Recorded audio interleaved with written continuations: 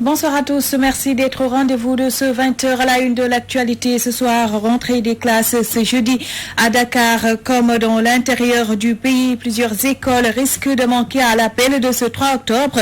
De nombreux établissements sont encore occupés par les eaux stagnantes. Nous irons à Pékin et à Ziguinchor pour faire l'état des lieux. 2 mois sans salaire. Tel est le sort des travailleurs du petit train de banlieue. Ils ont bloqué la voie ferrée ce mercredi avant de décréter une grève illimitée pour se faire entendre. Et puis, colère des commerçants du marché Boubès. Ils refusent de payer les taxes municipales. Ils en veulent au maire de Djiddah Thiaroye Kao, accusé de ne rien faire face aux nombreux mots de leur espace de travail. Voilà pour les gros titres. Le développement, c'est tout de suite.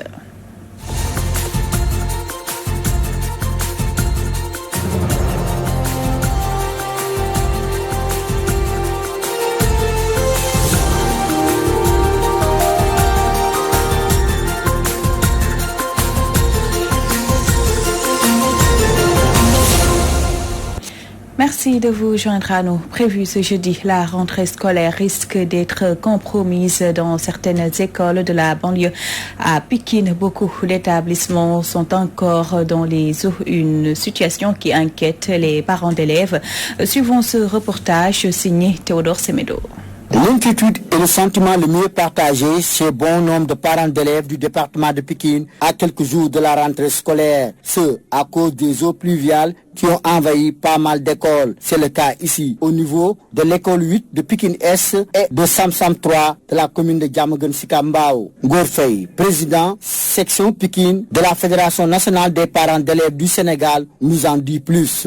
Il y a l'inquiétude au niveau des parents d'élèves. Cela s'explique par au niveau des IEF, que ce soit l'IEF de Pékin, que ce soit l'IEF de Kermassar et l'IEF de Thiaroye, il y a des écoles qui sont inondées. Par exemple, à l'IEF de Thiaroye, sur les 36 écoles, il y a 16 écoles qui sont inondées. Alors, au niveau de Kermassar, il y a 4 CM qui sont inondés, 14 écoles publiques qui sont inondées. D'après les informations que j'ai reçues au niveau donc de l'inspection avec l'inspectrice. Au niveau de Pékin, sur les 36, je pense qu'il y a 7 écoles qui sont inondées. À l'école 8, les parents d'élèves dans le désarroi total crient au secours. C'est déplorable, vous avez vu. C'est impossible d'ouvrir actuellement les classes parce qu'il y a beaucoup d'eau à l'école. Je suis très inquiet. Nous demandons aux autorités de nous aider le plus rapidement possible pour qu'on puisse faire le travail, que les enfants puissent entrer à l'école. Un plaidoyer que partage Ngor-Faye. L'heure est à l'accélération de la cadence. En tout cas, vous savez que l'école est un tout. Il y a le pompage, il y a la désinfection au niveau des salles de classe. Là également, on a touché donc le commandant du service d'hygiène. On attend maintenant l'appui des maires, vous comprenez, en ce qui concerne le carburant, pour qu'ils puissent maintenant venir au niveau des écoles pour les désinfecter. Chaque année, les causes produisent les mêmes effets concernant ces écoles, d'où la nécessité pour les autorités étatiques de trouver des solutions face à l'épineuse question des inondations qui hantent le sommeil des populations de la banlieue. Théodore Semedo, Pékin, Walfadjri. Rentrée scolaire à Ziguinchor, plusieurs établissements risquent de manquer à l'appel de ce 3 octobre. Des eaux stagnantes et des herbes meublent encore de nombreuses écoles malgré les mesures fortes annoncées par les autorités.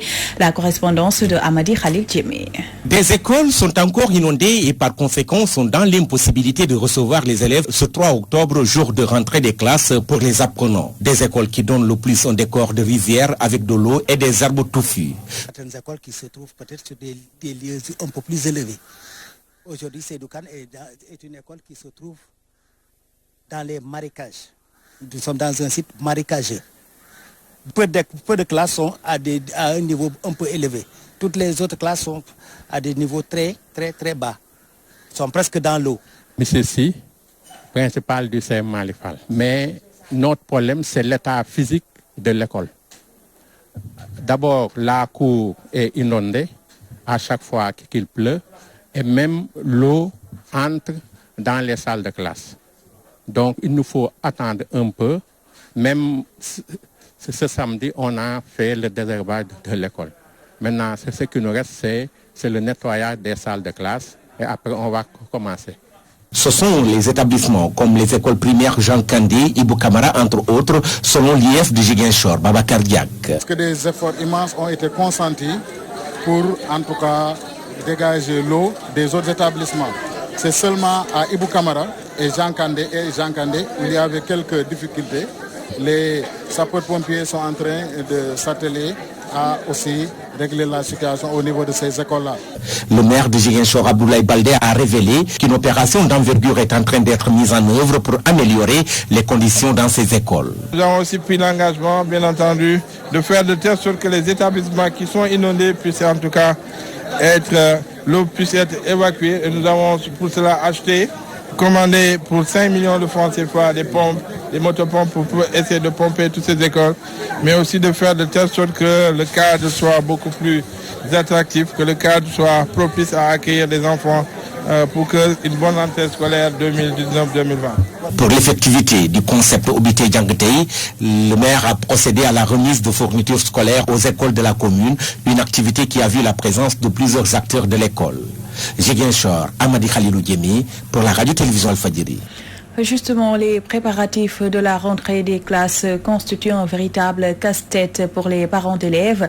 L'inscription des enfants, l'achat des fournitures scolaires et les paiements des mensualités hantent le sommeil des pères et mères de famille. Reportage Mamou Gassama. Les préparatifs de la rentrée scolaire 2019-2020 ne sont pas du tout faciles du côté des parents d'élèves. Selon certains, la conjoncture économique oblige. J'ai 3 enfants et je dois les inscrire dans des écoles privées et leurs inscriptions actuellement coûtent trop cher. Au-delà de cela, nous devons aussi acheter des fournitures scolaires, entre autres, alors qu'actuellement, il y a la conjoncture.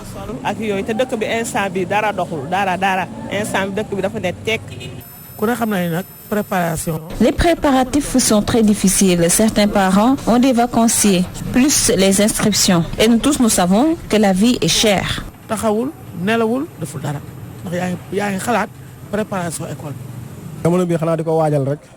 Nous préparons l'ouverture des classes et au-delà des inscriptions de nos enfants dans les écoles, nous sommes obligés d'acheter des fournitures scolaires, habits, des chaussures entre autres.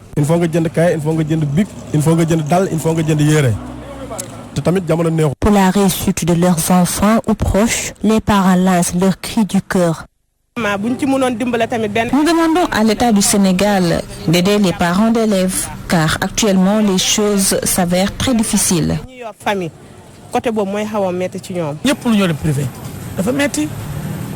Tous les parents ne peuvent pas inscrire leurs enfants dans les écoles privées car la vie est trop chère. L'État doit revoir sa politique sociale. L'inscription des élèves dans des écoles coûte cher, sans compter d'autres préoccupations de la vie. L'ouverture des classes est devenue un casse-tête chez les parents. Sur ce, ils demandent à l'État de revoir le système éducatif. Nous vous l'évoquions dans les titres. Restés 2 mois sans salaire, les travailleurs du petit train de banlieue ont bloqué la voie ferrée ce mercredi. Ils ont aussi décrété une grève illimitée et promettent d'aller jusqu'au bout si leurs doléances ne sont pas satisfaites. Momar Sall, leur porte-parole est avec Nachib Sagna. Nous observons depuis ce matin à 6h du matin une grève illimitée. Nous avons aussi bloqué la voie ferrée entre Dakar et Thiès, empêchant du coup toute circulation dans ce tronçon. Vous savez, les salaires du PTB ne sont pas payés depuis 2 mois. Et puis ce qui est plus grave, l'État ne nous a montré aucune disposition pour pouvoir régler ce problème. Donc du coup, vous voyez l'inquiétude des travailleurs du PTB est ça, surtout avec l'ouverture des classes. Et vous savez tout ce qui attend comme obligation pour un père de famille. Ce que nous avons observé maintenant, nous constatons que l'État veut nous déshonorer. Mais cependant, nous comptons nous battre jusqu'à ce que vraiment que notre dignité sera rétablie. Une fois de plus, nous avons constaté que le secrétaire d'État chargé du réseau ferroviaire, Maïssine Camara, lui, il n'a pas respecté ses engagements vis-à-vis des travailleurs du PTB. Il s'était engagé que les salaires seraient payés depuis au mois de septembre passé, mais jusqu'à présent, rien n'a été fait. Et puis ce qui est plus grave, il n'est même pas revenu vers les travailleurs pour leur en parler de la situation. D'autres problèmes aussi, il y en a. Vous savez que le ministre des Transports terrestres, Omar Youm, lui aussi vraiment, nous avons constaté depuis qu'il est arrivé à la tête de ce ministère, il n'accorde aucun crédit aux travailleurs du PTB. Nous lui avons envoyé 2 correspondances en avril et en juin, mais jusqu'à présent, il n'a pas jugé nécessaire de nous recevoir. C'est pour cela que nous travaillons du PTB. Sachant que vraiment, ils nous ont complètement ignorés. C'est pour cela qu'on a pris les devants et de garer les trains sur cette voie principale et nous comptons les enlever là-bas tant qu'il n'y a pas de satisfaction de nos revendications. Autre mouvement d'humeur, celui des commerçants du marché Boubès qui déterre la hache de guerre et décrète le boycott des taxes municipales journalières. Ils reprochent au maire Cherdien de n'avoir que du mépris pour eux et de ne rien faire face aux maux qui affectent leur espace de travail. Leurs réactions sont recueillies par Théodore Semedo. Des veilles doléances que nous avions déposées à la mairie de Djiddah Thiaroye Kao depuis le 3 mars 2018. Il s'agissait d'un site occupé par des tabliers qui appartient à des commerçants. Les ordures et le marché de poissons qui est en état de délabrement très avancé. Le désengorgement de la voie publique. Le sous-préfet avait fait le désengorgement une semaine avant la Tabaski. Le lendemain, tous les tabliers s'installent comme ils n'avaient rien fait. C'est pourquoi nous arrêtons de payer les taxes journalières. À notre grande surprise, au lieu que la mairie nous convoque pour qu'on puisse discuter à ce point, ils ont recruté des gros bras pour nous faire du forcing et nous avons riposté et ils ont reculé. Nous ne paierons. Tant que nous n'avons pas gain de cause, nous ne paierons pas les taxes journalières. Les gains de cause, c'est refaire le marché hangar aux poissons et d'enlever les ordures, les bacs à ordures, parce que ici, c'est un bobos bis. Ça, nous n'acceptons pas. Parce que tous les Rivanais, de Pikine à Guédiawaye, tout venaient ici pour déverser leurs ordures. Et ça nous n'acceptons pas. Vous voyez la situation de l'hangar. Tous les zincs sont verrouillés. Nous sommes dans la chaleur. La pluie tombe sur nous. Il y a l'insalubrité qui règne dans le marché. Nous voulons qu'on reconstruise le marché. Souvent dans un piteux état, les structures sanitaires du Sénégal offrent un service de très mauvaise qualité. Pour le ministre de la Santé et de l'Action sociale, il faut un diagnostic des urgences. Les populations, elles, attendent de voir des actes. Fatou Bintou Diouf, reportage. Malgré les investissements annoncés en grande pompe, les structures sanitaires au Sénégal laissent encore à désirer. La prise en charge, l'accueil et les urgences sont encore dans un piteux état et la qualité du service est des plus mauvaises, constat fait par de nombreux usagers. Barka démb moo ci mujj benn waay boo xamante ne xamuñu ko waa ji dafa lakk ci kanam gi ba ci loxo yi biir bi tànk yëpp dafa lakk ba ñor xom ay bokkam yóbbu ko hôpital bu mu jëm ñoo dañ ko jël. Ça m'est arrivé une fois parce que j'étais à l'hôpital de Fann. Je vais dire le nom. J'ai amené mon beau-frère là-bas. Je devais avoir un lit. Mais au dernier moment, on m'a dit que il ne peut pas recevoir mon malade parce qu'il n'y avait pas de lit. Un de ces hommes en blanc là, il n'est pas sénégalais. Il est venu me voir pour me demander 5 000 francs. Si je lui donne 5 000 francs, il va me chercher un lit. Et c'est ce qu'il a fait. Je lui ai donné 5 000 francs, il m'a cherché un lit. Ce qui n'est pas normal. Ici à Grand-Yoff, les habitants ignorent le numéro du service appelé en cas d'urgence, négligence ou défaut de communication. Chacun semble avoir sa propre lecture. Jamais. Ce qu'on devait savoir, on devait connaître le numéro des urgences. Et un numéro d'urgence du ministre de la Santé. En cas de danger, le malade peut téléphoner le ministre. Mais moi, je ne connais pas le numéro d'urgence du ministre de la Santé, ni de l'hôpital. D'urgence, je connais qu'une seule, c'est le SAMU municipal. Face à ces nombreux problèmes, le ministre de la Santé et de l'Action sociale préconise un diagnostic des urgences. Mais Abdoulaye Diouf Sarr est loin de convaincre ses concitoyens. Il a donné des ordres au ministre de la Santé. Il a donné des ordres au ministre. Tu sais ce qui reste au Sénégal? La punition. Les fautifs doivent être punis. La santé est une surpriorité pour les Sénégalais, mais pour beaucoup d'entre eux, se soigner correctement est quasi impossible. Aussi, il invite autorités, médecins et surtout le ministre de la Santé à aller au-delà des déclarations d'intention et apporter des solutions urgentes aux problèmes des structures de santé. Fatou Bintou Diouf, quitter Louga pour aller à Dara Djolof relève d'un véritable parcours du combattant à cause de l'état défectueux de la route. Les usagers de cet axe disent vivre l'enfer au quotidien depuis presque 20 ans et regrettent le manque de volonté des autorités. Direction Louga où nous retrouvons Omar Kairé. Impossible de dépasser 30 km à l'heure pour les automobilistes qui empruntent la route Louga-Dara Djolof, précisément de Thiamène à Dara. L'état chaotique de ce tronçon, parsemé de nids de poules, va de mal en pis. Les usagers n'en peuvent plus. L'état de cette route est vraiment regrettable. Toutes nos voitures sont tombées en panne. 2 heures de temps, c'était la durée du trajet Louga-Dara. Mais aujourd'hui, nous sommes obligés de faire 4 heures de route. On ne peut plus avoir un véhicule en bon état dans cette localité. Et ça, c'est un problème. Mais vraiment, les populations crient le ras-le-bol. Aujourd'hui, l'axe Louga-Dara Djolof est fui comme une maladie par les automobilistes. Situation qui n'est pas sans conséquence parce qu'elle a fini de tuer l'économie de la zone. Je me suis rendu compte que l'autre jour, en voulant quitter Dara pour Louga pour Dara, on a eu des difficultés pour avoir un véhicule sur place qui puisse se déplacer. Parce que les gens ne voulaient pas prendre la route sur Dara. Parce que souvent on rencontre les automobilistes qui ont des problèmes de crevaison. Ça freine un peu l'économie de la zone. Parce que c'est une zone très fréquente et le marché de Dara commence maintenant à perdre un peu de son envergure.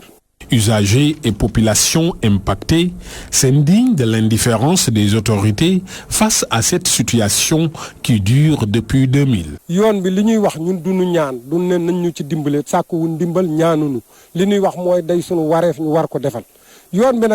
L'État a le devoir de refaire cette route. Abdoulaye Wade avait promis sa réhabilitation, mais rien n'a été fait. Avec Macky Sall, nous avions espoir, mais vous-même vous pouvez le constater, rien n'a changé.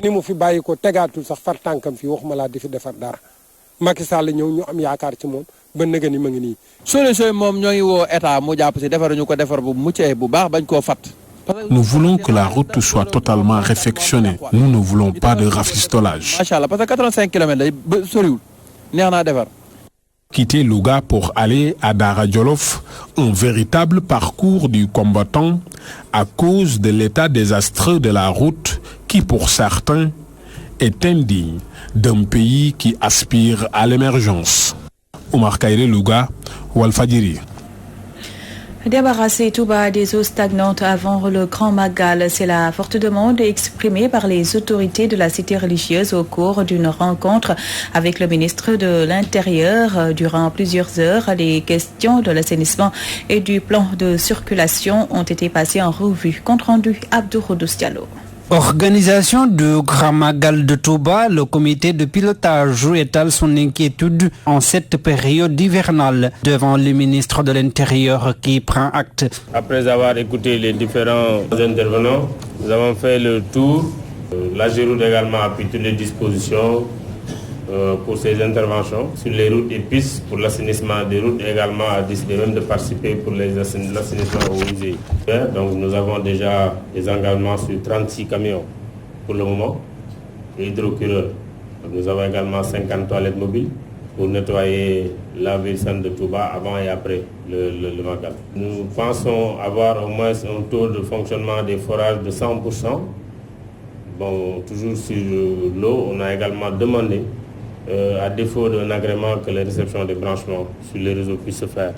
En ce qui concerne la santé également, je pense que les dispositions qui ont été prises ici nous donnent satisfaction. Tous les chefs de services publics comme privés ont manifesté leur engagement devant le porte-parole du Khalife général des Mourides et autour de Ali Ngouille Ndiaye de rassurer. Je pense que cette année, Inch'Allah, Nous attendons en tout cas un Magal, bon, je dirais peut-être pas sans incident, mais avec le moins d'incidents possible. Je pense que pour du commerce, donc la direction du commerce nous rassure.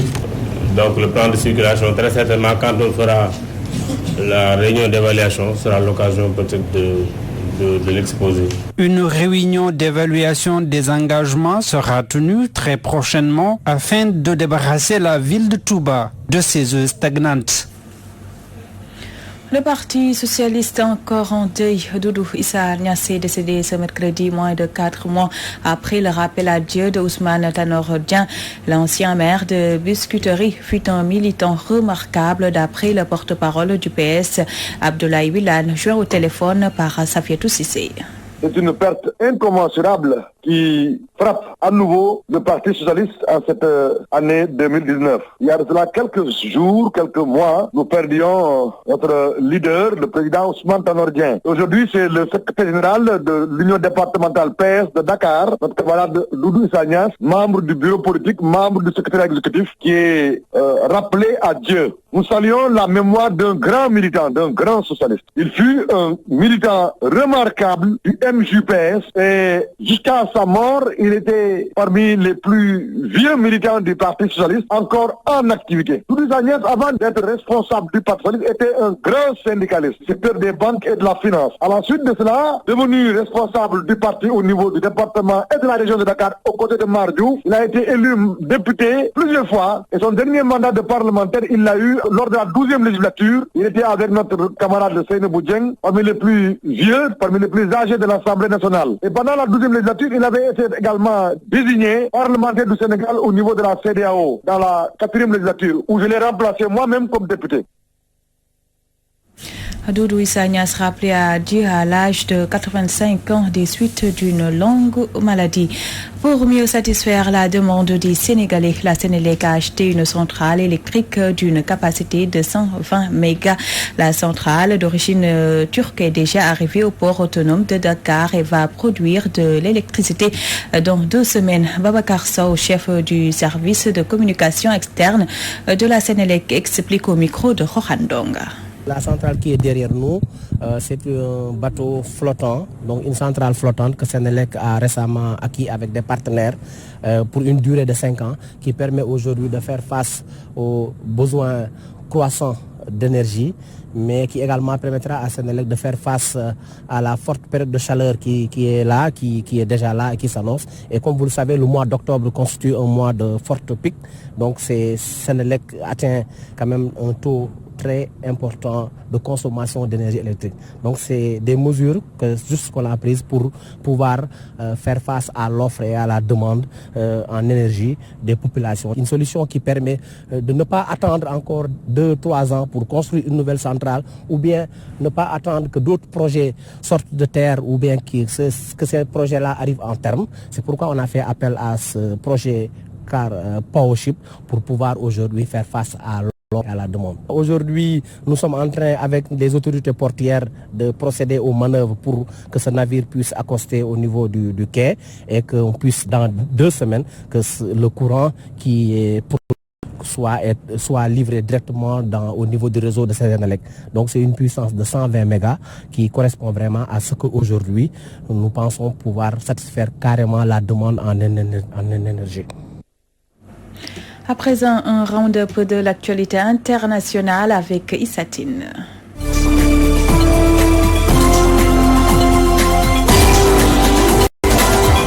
En République démocratique du Congo, au moins 14 mineurs artisanaux sont morts ce mercredi dans l'éboulement d'une mine artisanale d'or dans l'est du pays, a annoncé le ministre congolais de la Solidarité nationale et de l'action humanitaire. L'éboulement ce mercredi à la cité minière de Kampen, située à 180 km au sud de Kindu. Bilan provisoire, 14 morts et 3 blessés graves hospitalisés. Les recherches continuent, écrit le ministre Steve Mbikayi. Dans un tweet, un acteur de la société civile, Justin Assoumani, a avancé un bilan provisoire de 15 corps qu'on a sortis du sol, dont 2 femmes.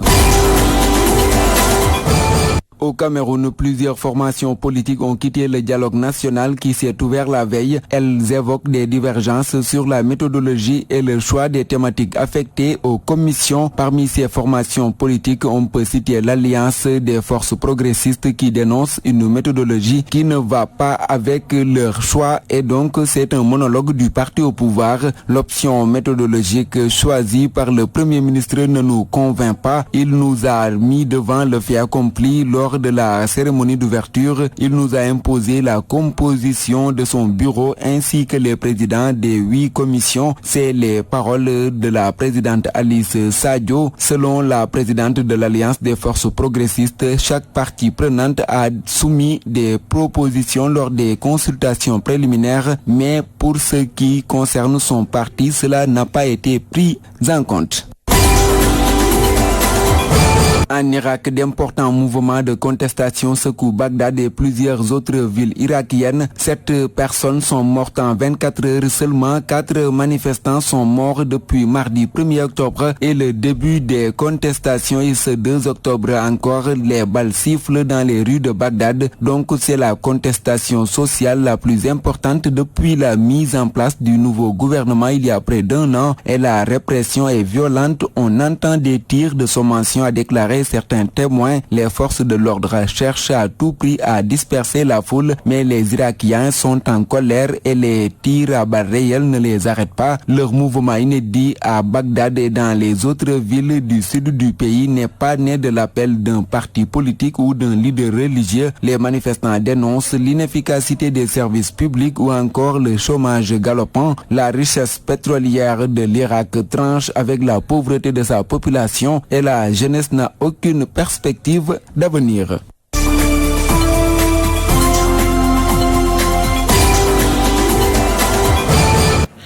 Fin de ce journal, tout de suite la partie magazine avec vous, Moustapha Diop, bonsoir. Bonsoir à vous, Ramatoulaye. Quelles sont les grandes lignes pour cette dernière partie de l'édition du soir? Vous le devinez certainement, l'ouverture des classes c'est demain jeudi. Nous avons le plaisir donc de recevoir un acteur du système éducatif, Saourou Sène. Il est le secrétaire général du SAEMS. Avec lui, nous parlerons du congrès qu'il a réélu, mais également de toutes les difficultés liées à l'ouverture des classes. Il y aura également la rubrique Vue du Net avec Assène Gueye. Et puis en fin d'édition, la revue de la presse en ligne. Ce sera avec Safia Toussissé.